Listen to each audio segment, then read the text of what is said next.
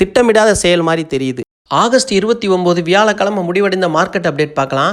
Sensex 270 புள்ளி இறங்கி 79,809 இருக்குது, 80,000 உடச்சிருச்சு. நிஃப்டி 50 74 புள்ளி இறங்கி 24,426 க்ளோஸ் ஆயிருக்கு. நிஃப்டி பேங்க் 164 புள்ளி இறங்கி 53,655 க்ளோஸ் ஆயிருக்கு. வெளிநாட்டு முதலீட்டாளர்கள் 8,312 கோடிக்கு விற்றுருக்கிறாங்க. அதிகபட்சமான விற்பனை 8,312 கோடி. உள்நாட்டு முதலீட்டாளர்கள் 11,487 கோடி அதிகபட்சமாக அவங்களும் வாங்கியிருக்கிறாங்க. வெளிநாட்டு முதலீட்டாளர்கள் விற்றுட்டு போயிருக்காங்க 8,312 கோடிக்கு. சிங்கப்பூரில் ட்ரேட் ஆகிற நம்மளோட கிஃப்ட் நிஃப்டி 31 புள்ளி அதிகரித்து 24,584 வர்த்தகமாயிட்டு இருக்கு. அமெரிக்க டாலருக்கான இந்திய ரூபாயோட மதிப்பு படு வீழ்ச்சிங்க. 56 பைசா, ஒரே நாளில் 56 பைசா விழுந்திருக்கு.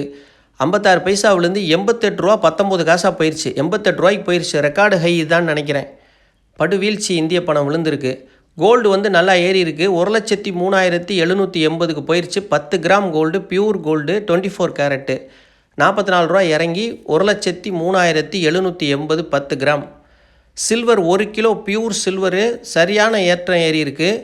1,20,250 ரெக்கார்டு ஹையில் தொற்றுருக்கு 1 kilo silver, pure silver.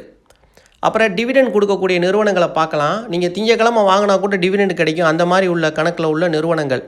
Kalyan jewellery dividend கொடுக்குறாங்க, 1 ரூபா 50 பைசா. 4ஆம் தேதி ரெக்கார்ட் டேட்டு.